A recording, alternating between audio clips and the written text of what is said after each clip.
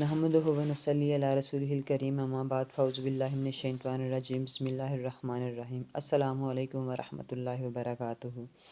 جیسا کہ ہمارا موضوع زکوٰۃ جاری تھا اور اس کا حصہ نمبر اول ہم نے پڑھا تھا، اور آج دوم اس کے مسائل کے بارے میں ہم جاننے کی کوشش کریں گے۔ جو دین قرض میعادی ہو وہ زکوٰۃ سے نہیں رکتا، چونکہ عادتاً مہر کی رقم کا مطالبہ نہیں ہوتا، اس لیے شوہر کے ذمہ کتنا ہی مہر کیوں نہ ہو اس پر زکوٰۃ واجب ہے۔ اگر کسی پر قرض ہو اور وہ قرض ادا کرنے کے بعد مال کے نصاب نہیں رہتا تو اس پر زکوٰۃ نہیں۔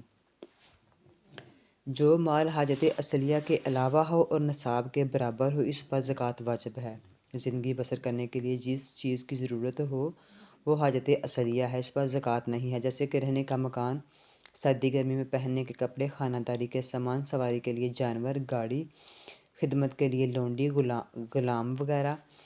یعنی ملازمہ وغیرہ، جنگ کے آلات، پیشہ وروں کے اوزار، اہل علم کے لیے ضروری کتابیں اور کھانے پینے کے لیے اناج یعنی غلہ۔ زکوٰۃ کا نصاب 7.5 تولہ سونا یا 52.5 تولے چاندی ہے۔ اگر کسی کے پاس 7.5 تولے سونا یا 52.5 تولے چاندی ہے تو اس پر یا اس میں سے کسی کی قیمت کے برابر ہو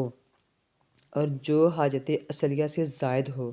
اور اس پر سال گزر جائے تو اس پر زکوٰۃ واجب ہے۔ زکوٰۃ کل مال کا 2.5% ادا کرنا واجب ہے۔ کسی کے پاس کچھ سونا اور کچھ چاندی ہے اور دونوں کی نصاب اور یعنی کہ دونوں کی جو مقدار ہے نصاب سے کم ہے تو دونوں کی مالیت کا حساب کریں، اور اگر کل رقم ملا کر کم مالیت والے نصاب یعنی 52.5 تولے چاندی کی قیمت کے برابر ہو تو زکوٰۃ واجب ہے۔ اسی طرح اگر نصاب سے کم سونا ہو اور کچھ روپے ہیں تو سونے کی مالکیت یعنی کہ جو مالیت ہے وہ نکالیں، اور اگر مالیت اور نقد رقم ملا کر 52.5 تولے چاندی کی مالیت کے برابر ہو تو بھی زکوٰۃ واجب ہے۔ مال تجارت پر زکوٰۃ ہے جب کہ اس کی قیمت کم از کم نصاب کے برابر ہو۔ اگر سامان تجارت کی قیمت نصاب کو نہیں پہنچتی تو مگر اس کے پاس مال تجارت کے علاوہ سونا اور چاندی بھی ہے تو ان تینوں کی مالیت جمع کریں، اگر مجموعہ نصاب کو پہنچے تو زکوٰۃ واجب ہے۔ اگر کسی کے 4 بیٹے ہیں اور اس نے انہیں دینے کی ضرورت سے 4 مکان خریدے تو ان پر زکوٰۃ نہیں ہے، اور اگر کوئی مکان یا پلاٹ بیچنے کی نیت سے لیا تو اس پر زکوٰۃ ہے۔ نابالغ لڑکیوں کا جو زیور بنایا گیا اور انہیں ابھی مالک نہ کیا گیا بلکہ اپنی ہی ملکیت میں رکھا تو ان کے پہننے کے لیے استعمال میں آتا ہے، اگرچہ نیت یہ ہے کہ ان کا بیاہ ہونے پر جہیز میں دیں گے۔ اگر تنہا وہ زیور یا وہ دوسرے مال کے ساتھ مل کر نصاب کے برابر ہے تو اسی پر تو مالک پر زکوٰۃ ہے، اور اگر وہ زیور نابالغ لڑکیوں کی ملکیت بنا دیا گیا ہے یعنی ان کو دے دیا گیا ہے تو اس کی زکوٰۃ کسی پر نہیں، والدین پر اس لیے نہیں کہ وہ ان کی ملکیت نہیں ہے، اور لڑکیوں پر اس لیے نہیں کہ وہ ابھی نابالغ ہیں۔ وہ زیور جو عورت کی ملکیت ہے یا اس کے شوہر نے اس کی ملکیت کر دیا، اس کی زکوٰۃ ہرگز شوہر کے ذمہ نہیں ہے، اگرچہ وہ مالدار بھی ہو، اور نہ ہی اس کی زکوٰۃ دینے کا شوہر پر کوئی گناہ ہے۔ ہاں، شوہر کو چاہیے کہ بیوی کو سمجھائے کہ وہ زکوٰۃ نہ دینا بہت بڑا گناہ ہے اور زکوٰۃ دینے کی تاکید کرے، اور وہ زیور جو شوہر نے صرف پہننے کو دیا اور اپنی ہی ملکیت میں رکھا جیسا کہ بعض گھرانوں میں رواج ہوتا ہے تو اس کی زکوٰۃ بے شک مرد کے ذمہ ہے، جبکہ وہ زیور خود یا دوسرے مال سے مل کر نصاب کو پہنچے اور حاجت اصلیہ سے زائد ہو۔ چاند کی تاریخ کے حساب سے جس تاریخ اور جس وقت کوئی صاحب نصاب ہوا اور جب سال گزر کر وہی تاریخ اور وقت آئے گا تو اس پر فوراً زکوٰۃ ادا کرنا واجب ہوگا۔ اب جتنی دیر کرے گا گناہ گار ہوگا، اس لیے زکوٰۃ سال پورا ہونے سے پہلے ہی پیشگی ادا کر دینی چاہیے، اور اس کے لیے بہترین مہینہ رمضان مبارک کا ہے جس میں نفل کا ثواب فرض کے برابر اور فرض کا ثواب 70 فرضوں کے برابر ملتا ہے۔ سال پورا ہونے پر اس رقم کا حساب کر لیا جائے، جو رقم کم ہو فوراً دے دی جائے، اور اگر زیادہ دے دی تو اس کو آئندہ سال کے حساب میں شمار کر لیا جائے۔ مرد یا عورت جن کی اولاد میں سے خود ہیں یعنی ماں باپ، دادی دادا، نانی نانا وغیرہ جو ان کی اولادوں میں سے ہے یعنی بیٹا بیٹی، پوتا پوتی، نواسہ نواسی وغیرہ، اور شوہر و بیوی، اور ان کو زکوٰۃ یعنی شوہر یا بیوی ان کو زکوٰۃ اور صدقہ فطر دینا جائز نہیں، البتہ انہیں نفلی صدقہ دینا بہتر ہے۔ ان رشتوں کے علاوہ جو قریبی عزیز حاجت مند ہیں، جیسے بہن بھائی، بھتیجا بھتیجی، بھانجا بھانجی، ماموں خالہ چچا پھپھو، یہ زکوٰۃ کا بہترین مصرف ہیں، یعنی ان کو دینا بہت زیادہ بہتر ہے، اور اس میں صلح رحمی کا ثواب بھی ملتا ہے۔ نیز نفس پر بھار بھی نہیں ہوتا، کیونکہ آدمی اپنے سگے بہن بھائیوں یا ان کی اولاد کو دینا گویا کہ اپنے ہی کام میں استعمال کرنا سمجھتا ہے۔ بہو، داماد اور سوتیلی ماں یا سوتیلے باپ یا زوجہ کی اولاد یا شوہر کی اولاد کو زکوٰۃ دی جا سکتی ہے۔ غنی کی نابالغ اولاد کو زکوٰۃ دینا جائز نہیں، جبکہ غنی کی بالغ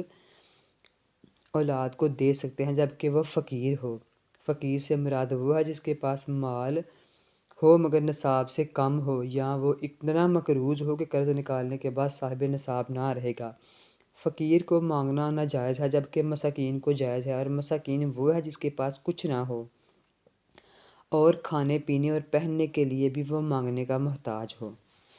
زکوٰۃ ادا کرنے کے لیے نیت ضروری ہے۔ اگر سال بھر خیرات کیا، یعنی کہ سال بھر وہ کچھ خیرات کرتا رہا اور بعد میں یہ نیت کی کہ جو میں نے دیا زکوٰۃ ہے، اس طرح زکوٰۃ ادا نہیں ہوتی۔ زکوٰۃ دینے میں یہ بتانا ضروری نہیں کہ یہ زکوٰۃ ہے، اس لیے اسے دل میں زکوٰۃ کی نیت کر کے مستحقین کو، عزیزوں کو، یعنی کہ مالی مدد دی جا سکتی ہے، اور یا عیدیہ وغیرہ کے طور پر بھی دے سکتے ہیں ہم، یعنی کہ عید کے موقع پر بھی ہم عیدیہ وغیرہ کے طور پر بھی ان کو دے سکتے ہیں۔ وہ طالب علم جو علم دین پڑھتے ہیں انہیں بھی زکوٰۃ دے سکتے ہیں، بلکہ طالب علم سوال کر کے بھی زکوٰۃ لے سکتے ہیں، جبکہ اس نے خود کو اسی کام کے لیے فارغ کر رکھا ہو، اگرچہ وہ کما سکتا ہو۔ اور جو لوگ زکوٰۃ دینی مدارس میں دیتے ہیں، انہیں چاہیے کہ وہاں کی انتظامیہ کو بتا دیں کہ یہ زکوٰۃ ہے، تاکہ وہ شرعی مصرف یعنی شرعی کاموں میں اس کو خرچ کریں۔ سید کو زکوٰۃ لینا بھی حرام ہے اور اسے زکوٰۃ دینا بھی حرام ہے۔ سید کو دینے سے زکوٰۃ ادا نہیں ہوتی، کیونکہ زکوٰۃ جو ہے وہ مال کا میل ہوتی ہے، اور سادات کرام جو ہیں وہ پاک ستھرے، لطیف اور اہل بیت یعنی نبوت سے ہیں۔ ان کی شان اس سے اعلیٰ ہے کہ انہیں ایسی چیزیں دی جائیں۔ مسلمانوں پر لازم ہے کہ حاجت مند سادات کو اعانت کریں کہ یہ ان کے لیے دونوں جہان کی، یعنی کہ ان کی مثلا کہ ویسے مدد کریں، یہ ان کے لیے دونوں جہان میں سعادت کا موجب ہے۔ زکوٰۃ دینے میں افضل یہ ہے کہ پہلے اپنے بہن بھائیوں کو دے، پھر ان کی اولاد کو، پھر چچا اور پھپھو کو، پھر ان کی اولاد کو، پھر ماموں اور خالہ کو، اور پھر ان کی اولاد کو، اور پھر اپنے گاؤں یا شہر کے مستحقین کو دے، یعنی جو مستحقین ہیں نا، جو غریب ہیں، ان کو دے۔ حدیث میں ہے کہ اللہ تعالیٰ نے اس شخص کے صدقے کو قبول نہیں فرماتا کہ جس کے رشتہ دار اس کے حسن سلوک کے محتاج ہوں اور وہ غیروں کو دے، یعنی سب سے جو پہلا حق ہے وہ اپنے رشتہ دار جو ضرورت مند ہوں ان کو دینا ہے۔ بد مذہبوں کو زکوٰۃ دینا یعنی کہ جائز نہیں ہے۔ اس طرح ان مرتدین کو بھی، یعنی جو مطلب کہ ایسے جو زبان سے تو اسلام کا، یعنی جو زبان سے تو اسلام کا دعویٰ کرتے ہیں لیکن خدا اور رسول کی شان گھٹانے یا کسی اور دینی ضرورت کا انکار کرتے ہیں، ایسے بد مذہب ہیں، ان کو بھی زکوٰۃ نہیں دینی چاہیے، اور ان کو دینے سے زکوٰۃ ادا بھی نہیں ہوگی۔ یہ کچھ ضروری مسائل تھے اس کے کہ کن کو دینی چاہیے، کن کو نہیں دینی چاہیے، کتنا حصہ نکالنا چاہیے، اور وہ کیا وجوہات ہیں جن پر اگر وہ ہم کے بھی مطلب کہ ہمارے پاس اتنی رقم یا کوئی چیز وغیرہ ہو تو جس کے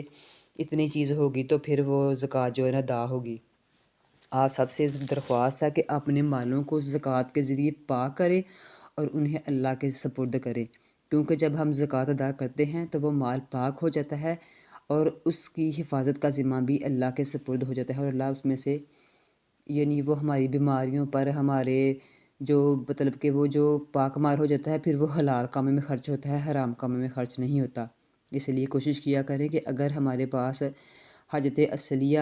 یعنی جو ہماری ضروریات ہیں ان کے علاوہ اتنی رقم یا اتنا سونا یا چاندی موجود ہے تو اس کی زکوٰۃ ضرور نکالا کریں۔ آخر میں اس دعا کے ساتھ کہ اللہ تعالیٰ ہم سب کو اس پر عمل کرنے کی توفیق عطا فرمائے۔ السلام علیکم ورحمۃ اللہ وبرکاتہ۔